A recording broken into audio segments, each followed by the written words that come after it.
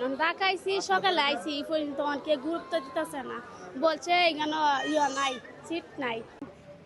104, 105 সারা জায়গা জ্বর, ঠান্ডা আছে, শ্বাস নিতে কষ্ট হয়, পাতলা পায়খানা আছে। কোথা থেকে আসছিল? আমরা আসছি বিক্রমপুর মুন্সিগঞ্জ থেকে।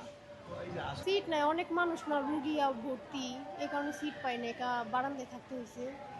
খারাপ লাগলে তো কিছু করার নাই, বাচ্চা তো সুস্থ করতে হইব, নয়তো তো বাচ্চারই হয়ে যাবো না, আগে তো বাচ্চাই তো হইব।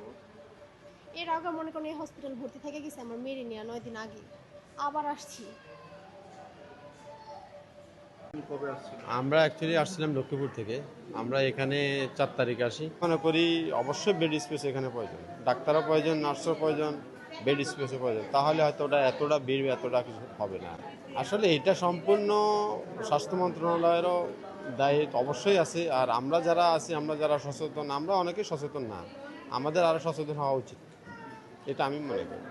কোনো কাউকে দেখতে গেলেন হামের রোগী, সেখান থেকেই তো আবার নিজের বাচ্চার উপরে হ্যাঁ আসতেছে। হ্যাঁ, এরকম হতে পারে। বা আমরা এটা কি অবহেলার কারণে হচ্ছে কি? এটা আমাদের কিছু অবহেলা অবশ্যই আছে, আমাদের যে নাই তা না, আমাদেরকে আরো সচেতন হওয়া উচিত মনে করি।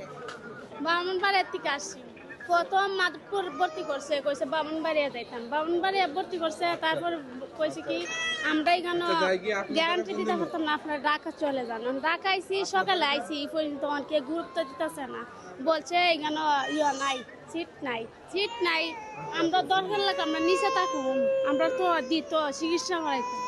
আমরা এই রুগীটা ইমার্জেন্সি রুগীটার চিকিৎসাতে দ্রুত না হলে রোগীর আরো সমস্যা কি, হবে। এরপরে মনে করুন যে ফুসফুসের মধ্যে পানি লেগে গেছে, এরপরে বুকের হাড়ের মধ্যে সমস্যা আছে, তো অনেক সমস্যা, বাবুর 4টা সমস্যা, বুঝেন না। 3 হানা ভর্তি করছে, রাখছোই না, এইটাই শেষ ঠিকানা। ওইটা বাঁচবো আর নাইলে কখন আয়ের থাকলে বাঁচবো, নাইলে তো আল্লাহ সারা। ডাক্তার কি বলতো?